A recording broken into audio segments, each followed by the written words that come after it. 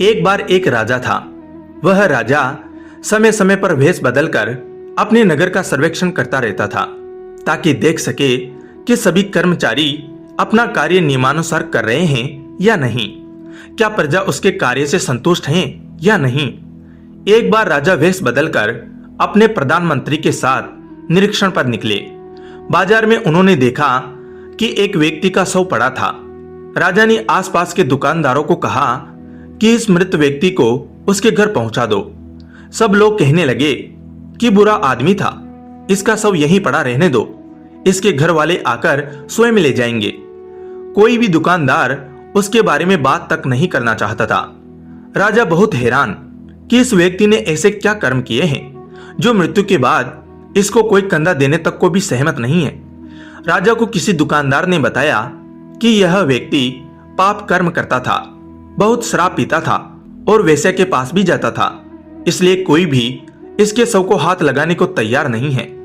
राजा को लगा कि चाहे वह जैसे भी कर्म करता हो, लेकिन उसके राज्य में किसी के भी शव का ऐसा तिरस्कार नहीं होना चाहिए। राजा ने दुकानदार से उसके घर का पता पूछा। अब राजा और प्रधानमंत्री स्वयं शव अपने कंधों पर उठाकर उसके घर पहुंचे। राजा ने उसकी पत्नी को पूछा, कोई भी आपके पति के शव को उठाने को तैयार क्यों नहीं था? उस व्यक्ति की पत्नी ने कहा, मेरे पति बहुत ही नेक कर्म करते थे।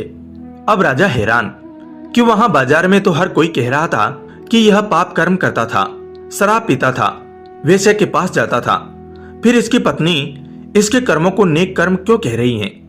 उसकी पत्नी ने बताया कि जब भी उसके पति के पास पैसे इकट्ठे होते, वह शराब की दुकान पर जाता और शराब खरीद कर घर आकर नाली में बहा देता, ताकि किसी और का घर बर्बाद होने से बच जाए। इसी तरह वेश्या के पास जाते और उसे पैसे देकर कहते कि तुम्हें आज के पैसे मिल गए, अब तुम अपने घर का दरवाजा बंद कर लो, ताकि किसी और के पैसे बच जाए और वह पैसे अपने पत्नी बच्चों पर लगाए, या फिर क्या पता वह यह पैसे किसी शुभ काम में लगा दे। उस व्यक्ति की पत्नी ने कहा, मेरे पति के शराब के ठेके और वेश्या के पास जाने के कारण लोगों ने उनसे दूरी बना ली थी, क्योंकि कोई भी उनके नेक इरादे के बारे में नहीं जानता था।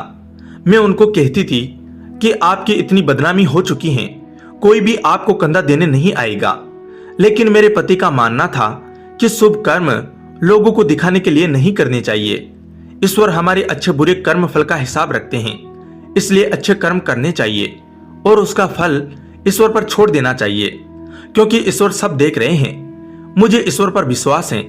मेरे पति मजाक में कहते थे कि तुम देखना, मेरे शव को स्वयं राजा और उनके मंत्री लाएंगे। राजा यह सब सुनकर अवाक रह गया।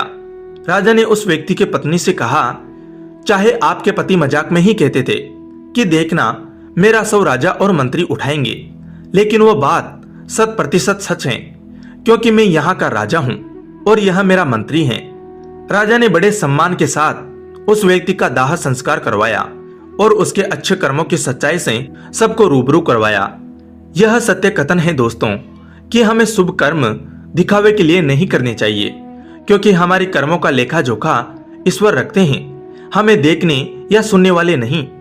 किसी को डर होता है कि ईश्वर देख रहे हैं, किसी को विश्वास है कि ईश्वर तो देख ही रहे हैं। इसलिए अच्छे कर्म करते रहिए। हर हर महादेव। धन्यवाद दोस्तों।